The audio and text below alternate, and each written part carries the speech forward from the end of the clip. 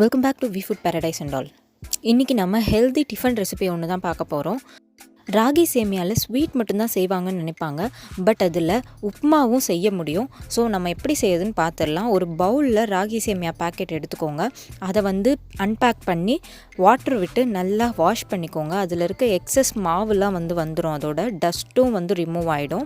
So அதை ஒரு time wash பண்ணி எடுத்துகிட்டு அதில் கொஞ்சம் ஃபில் பண்ணி அதை ஊற வச்சுருங்க.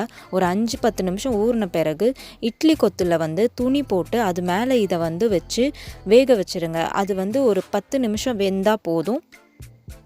வெந்த பிறகு அதை எடுத்து தனியாக ஒரு பவுலில் இல்லை பேஷனில் கொட்டி அதை ஆற வச்சுருங்க.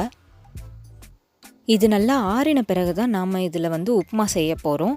இப்போ இது ஒரு பக்கம் ஆறிட்டுருக்கட்டும். மீன்வைல் நம்ம சேமியாவுக்கு தேவையான வெங்காயம் இதெல்லாம் நறுக்கிடலாம்.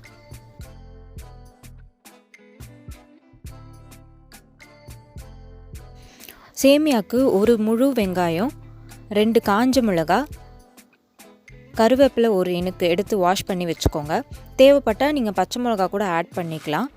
ஸ்டவ் பற்ற வச்சு ஒரு கடாய் வச்சிடலாம். அந்த கடாயில் நல்லா ஹீட் ஆனதும் ஒரு 2 டீஸ்பூன் ஆயில் விட்டு அதுக்கு பிறகு அதில் ஒரு சிட்டிகை கடுகு, ஒரு 2 சிட்டிகை சீரகம் போட்டு இதை நல்லா பொரிய விட்டுறலாம்.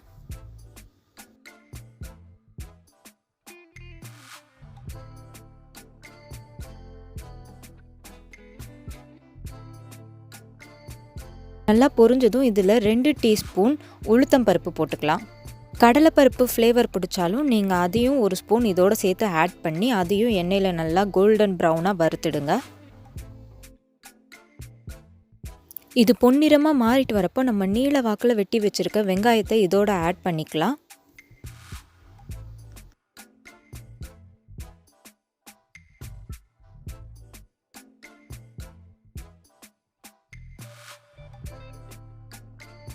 இது ஓரளவு சாட்டே ஆனதும் இதுலேயே 2 காஞ்ச மிளகாவையும் ஆட் பண்ணிக்கலாம். காஞ்ச மிளகா நேரடியாக எண்ணெயில் போட்டோன்னா நமக்கு தீஞ்ச வாடை வரும். ஸோ அதனால் வெங்காயம் போட்ட பிறகு நான் போடுறேன்.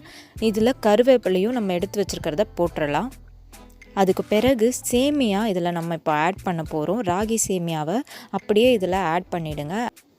இதுக்கு தேவையான அளவு சால்ட் இப்போ நம்ம ஆட் பண்ணிடலாம்.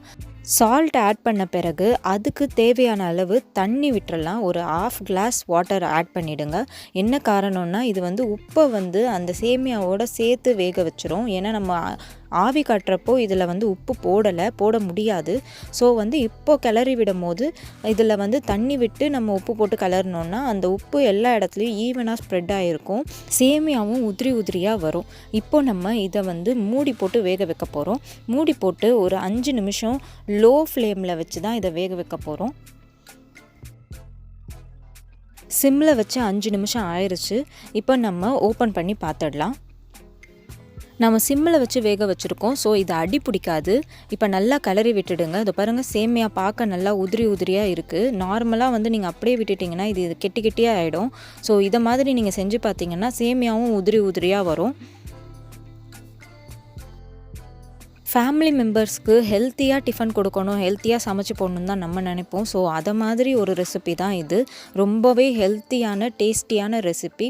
இதுலேயே ஸ்வீட் எப்படி பண்ணுறதுன்றதை நான் அப்கமிங் வீடியோஸில் ஆட் பண்ணுறேன். இந்த ரெசிபி சாப்பிட எப்படி இருந்ததுன்னு சமைச்சு பார்த்து எனக்கு கமெண்ட் பாக்ஸில் கமெண்ட் பண்ணுங்கள். வீடியோ பிடிச்சிருந்தா லைக் பண்ணுங்கள், கமெண்ட் பண்ணுங்கள், ஷேர் பண்ணுங்கள், சப்ஸ்கிரைப் பண்ணுங்கள். தேங்க்யூ.